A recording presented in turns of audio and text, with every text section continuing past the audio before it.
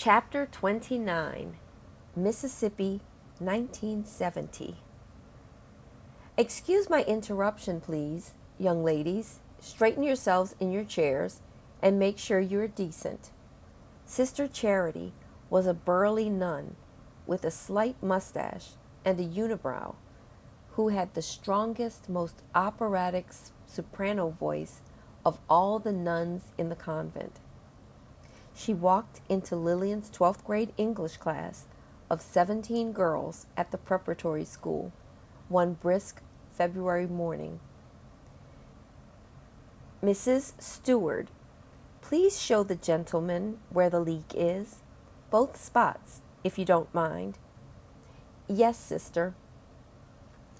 Lillian's classroom was on the third floor of the 100-year-old former convent, and it smelled of mildew on old wood all the time. She was convinced that there were other leaks that had been improperly covered up and out of sight. When the fellow walked in, Lillian could not help but to blush a little. He was good-looking and ever so captivating by just standing there. This is Mr. Vincent Benjamin. He is a carpenter. He should fix you right up. Not absolutely sure whether this nun was talking about the classroom ceiling or Lillian's love life, the English teacher simply smiled. Vincent smiled back and said, "How are you, ma'am?" "Oh, I'm well, sir. The main leak is over here, and the smaller one is right there." Lillian pointed to the exact areas where water usually came in on rainy days, looking back at Vince to make sure he heard her and saw the areas of her reference.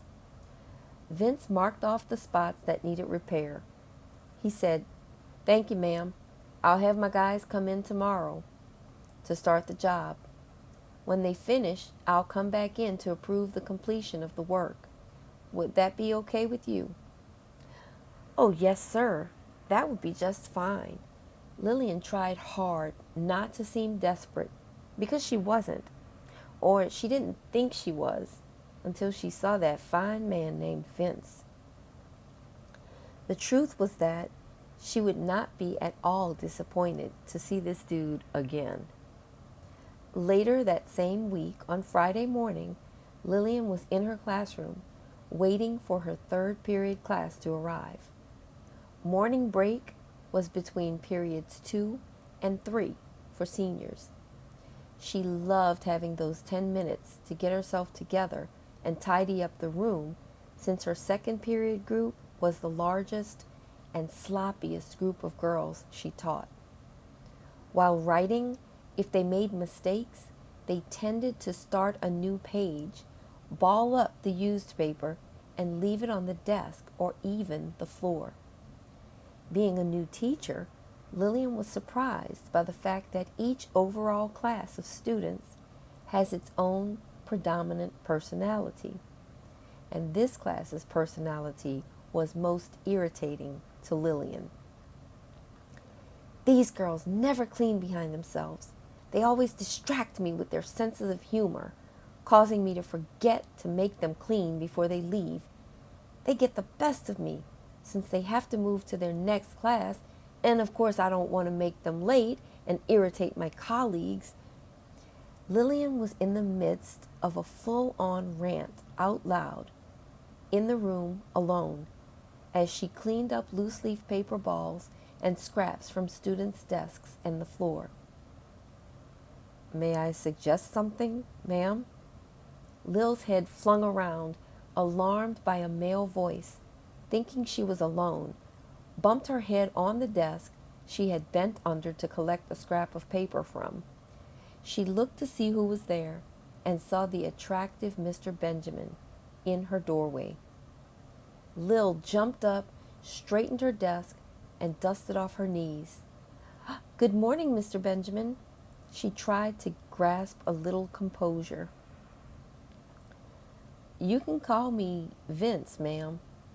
"You have a suggestion for me, Vince?" "Yes, ma'am. You could set a timer. Like an egg timer. That way, if the timer goes off a couple minutes before class is over, it'll remind you to have the girls clean, and you don't have to burden yourself. Your break time would belong to you. Thank you, Vince. That's brilliant. But I thought your suggestion was about the repairs your workers did for me. Oh, I already checked the work while you were crawling around on the floor doing what those girls should have done. Thank you, ma'am. You have a good rest of your day. And remember, use a timer for better results. Lillian was embarrassed, ashamed, and impressed all at the same time.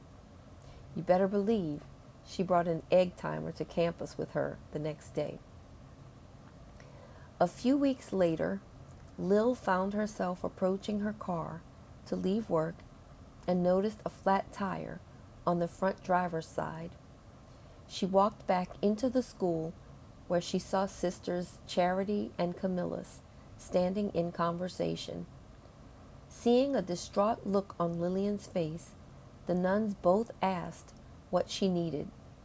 She explained that she would need to use the office phone to contact her roadside assistance club to repair her tire. Sister Charity immediately insisted that Lillian not call for the service because Mr. Benjamin was still at the school inspecting work his guys had done earlier that day. Sister employed the school PA system to get the attention of Mr. Benjamin. Mr. Benjamin, if you can hear me, please come to the front office. Mr. Benjamin, if you can hear me, please come to the front office. Thank you. Sister Charity then smirked and gave a wink to Sister Camillus. Lil didn't recognize the scheme since all she thought of was getting home in time to relieve the nanny of her duties.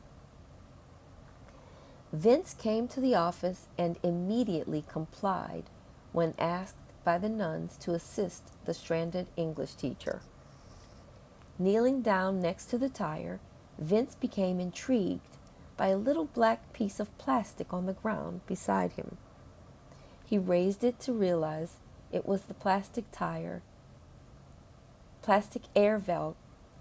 valve cap for the tire, and showed it to Lil. Looks like someone may have removed air from your tire, perhaps on purpose.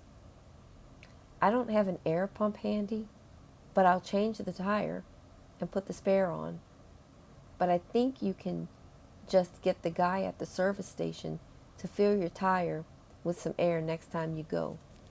If you want, I'll go with you now. Lil glared up at the nuns who were watching smugly from the front stairs of the school. Thank you, Vincent. You've been helpful enough. Vincent realized the eye connection between Lil and the nuns, thought for a second or two, and said, Ma'am, I'm thinking that maybe I should ask you out for a meal this weekend. That may satiate the itch those two nuns have to set us up together. Then he smiled and waited for Lil to positively reply. Well, under two conditions. If you stop calling me ma'am, and if you're asking me out because you want to, and not to satisfy those two dreadful women over there. It's a deal, ma'am. I mean, Lillian. The two chuckled a little and said their goodbyes. Lil rolled her eyes at the nuns as Vince nodded at them with a grin on his face. Before long, the couple became inseparable, and lovingly so. They met for months before involving their children into the relationship. Hours were consumed by late-night phone calls, getting to know each other, and divulging every bit of information to each other. Vince did not hold back on letting Lil know that his wife died during childbirth from a pregnancy in which he couldn't remember the conception.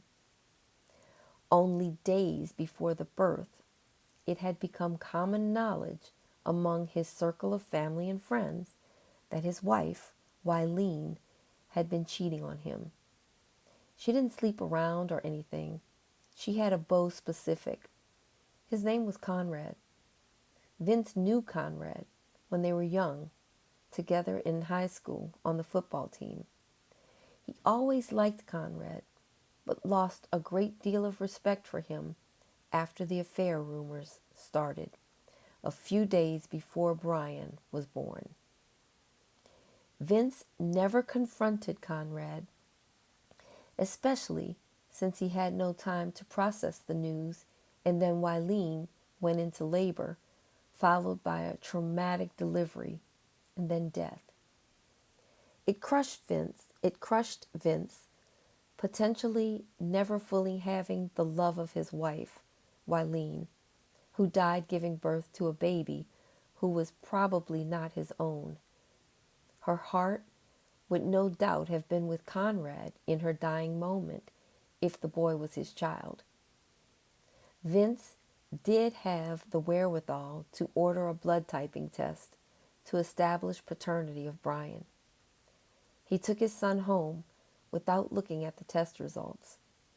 The sealed document, which determined Brian's paternity, rests unopened in Vince's top dresser drawer, even as Brian is about to become a father himself.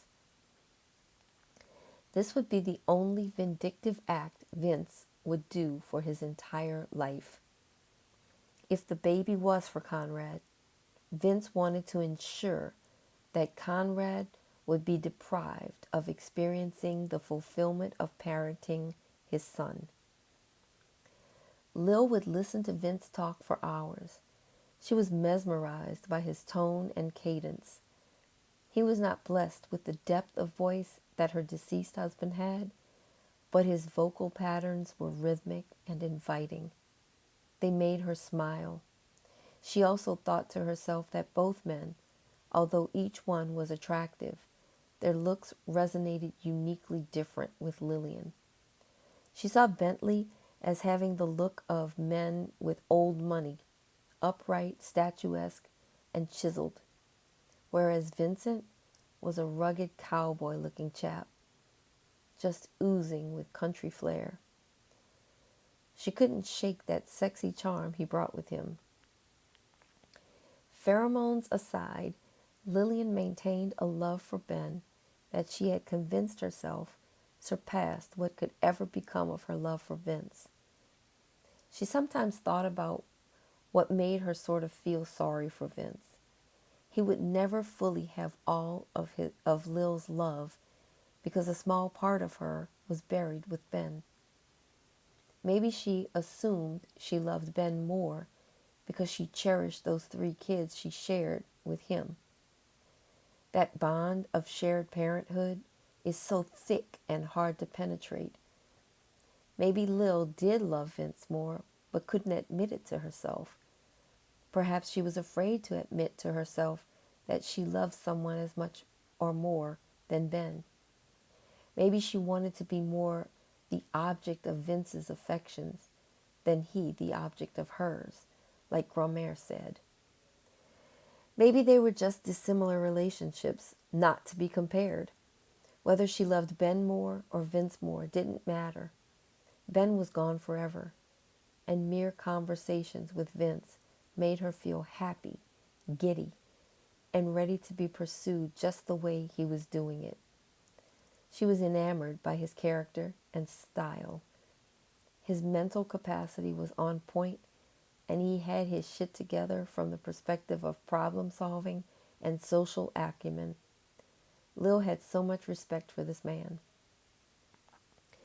Vince was a single father with a carpentry company to run, who was also in school to become an attorney.